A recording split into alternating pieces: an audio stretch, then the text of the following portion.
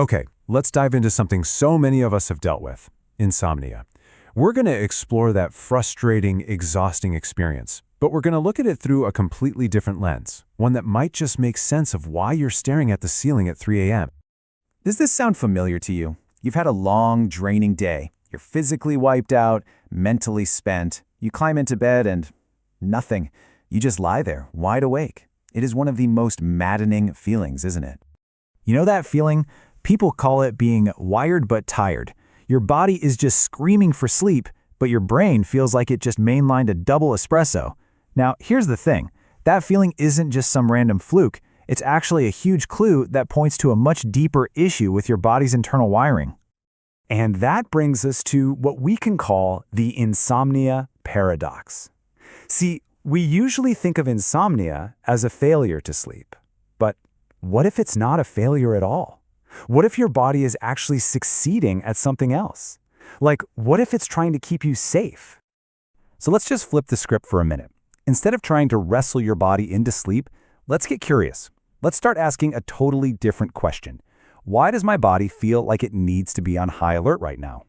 And to answer that question, we've got to look under the hood at the master control system for stress and relaxation in your body. It's called the autonomic nervous system, or the ANS for short. And this, right here, this is where the real story of insomnia actually begins. Probably the easiest way to think about your ANS is like a car. It's got a gas pedal and a brake pedal. The gas pedal is your fight or flight response. That's the sympathetic system. The brake is your rest and digest mode, the parasympathetic system. Now, normally at night, you should be gently pressing the brake. But when you're dealing with insomnia, it's like your foot is just stuck on the gas all night long. That on switch is jammed and the off switch just can't seem to kick in. And that's the result, right? Even when you are absolutely bone-deep exhausted, your body is behaving as if there's a threat just around the corner.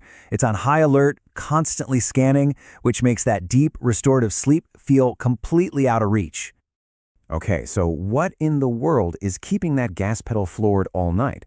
Well, let's start digging into some of the hidden stressors that can get your nervous system stuck in this on position. You know these feelings all too well, I'm sure.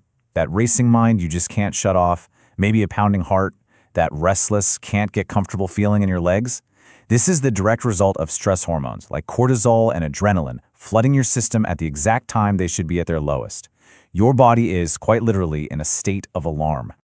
Now, a major player in all of this is something called the limbic system. You can think of it as your brain's ancient threat detector, kind of like a smoke alarm.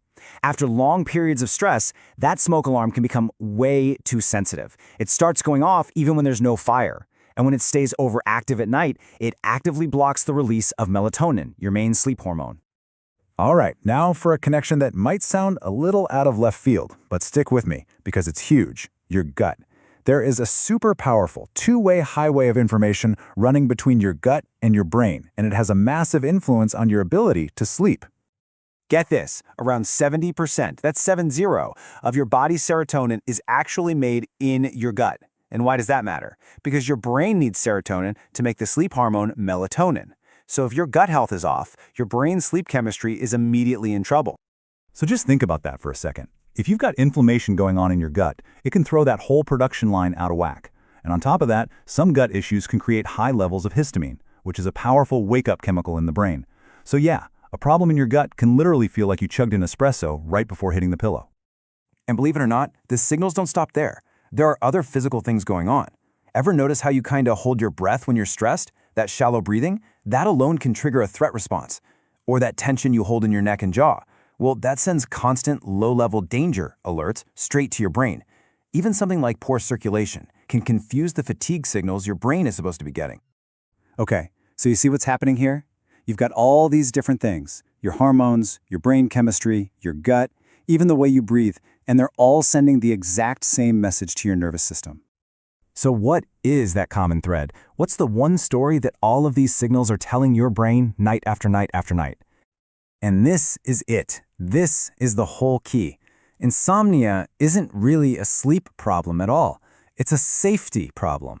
On the deepest, most primal level, your body has decided that it is just not safe to let its guard down, to be vulnerable, and to fall asleep.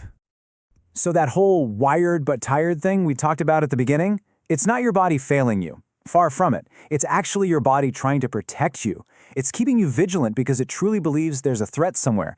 The response is perfectly logical. It's just happening at the absolute worst time.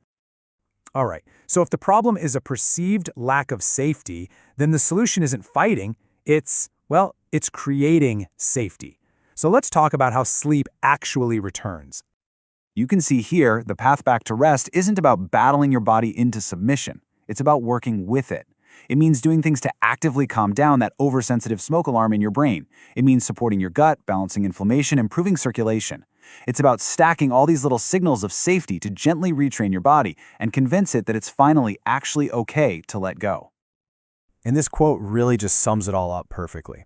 Sleep comes back when the body feels safe, not when we force it, but when we teach our nervous system that the watch is over and it can finally rest. So maybe the next time you're lying awake, instead of asking, "Why can't I sleep?" you could try asking, "What does my body need to feel safe right now?"